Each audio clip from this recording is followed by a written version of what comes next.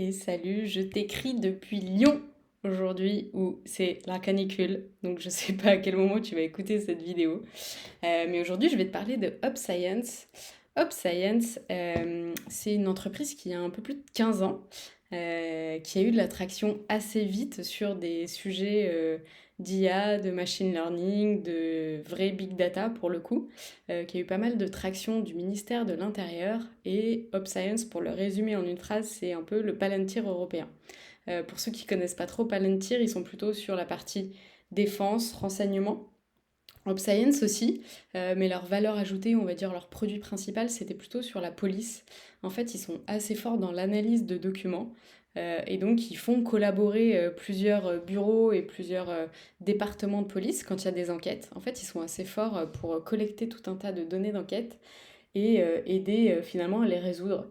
Donc en termes de boîte à impact et de boîte qui a du sens, c'est assez dingue ce qu'ils font. Forcément, c'est des cycles de vente et des cycles de release qui sont assez longs parce que du coup, la plupart du produit est assez relié à la data finalement, donc assez peu de front-end, de problématiques de design.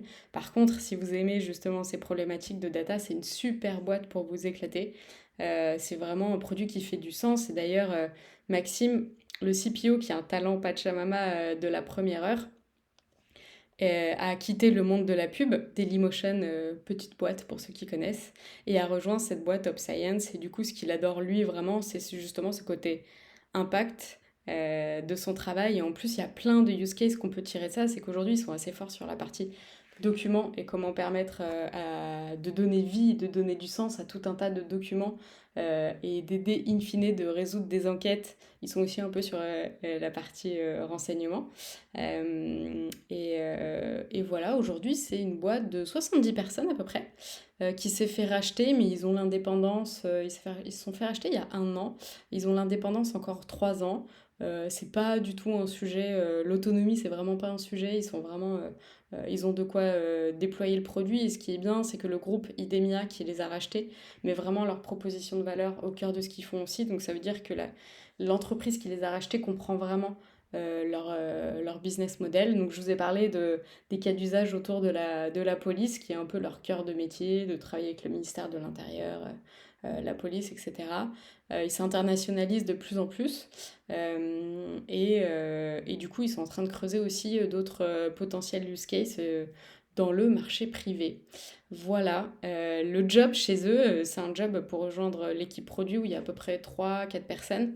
Ce qui est génial, c'est que sur les 70 personnes au global dans la boîte, la moitié sont vraiment dédiées à la data, aux produits et à la tech. Donc vous avez vraiment de quoi vous éclater là-dessus. Rien que sur la partie API, il y a 3 personnes. Sur la partie applicative, il y en a 5. La partie plateforme, il y en a 10. Et la partie data science, il y en a une dizaine aussi. Et donc là, du coup, ton scope, ce serait vraiment sur la partie data integration experience.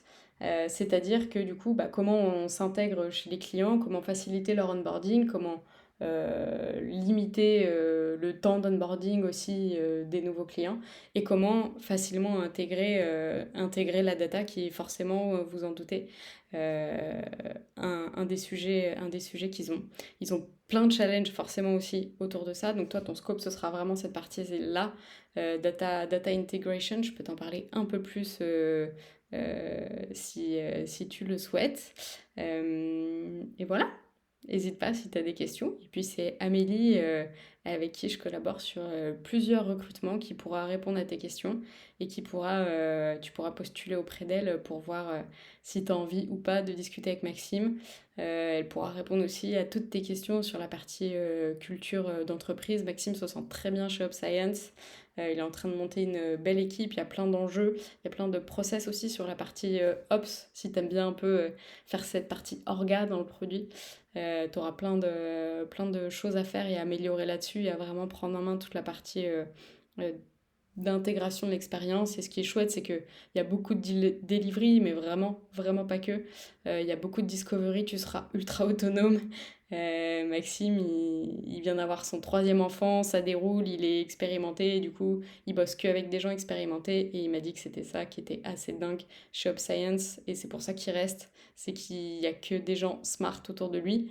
Déjà, dans les stakeholders, euh, dans le comité de direction, mais aussi dans les équipes techniques. Et il y a des challenges techniques hyper ambitieux. Voilà. Donc tu pourras poser toutes tes questions sur la culture à Amélie. Elle pourra te dire où sont chacun des PM, parce qu'il y en a un peu partout en France, dans son équipe produit à Maxime. Et donc ce sera du full remote, sauf si tu veux être dans le bureau à Paris, bien sûr. Il n'y aura pas de souci. Allez, je te laisse là. Et puis, n'hésite pas si tu as des questions. Bonne journée!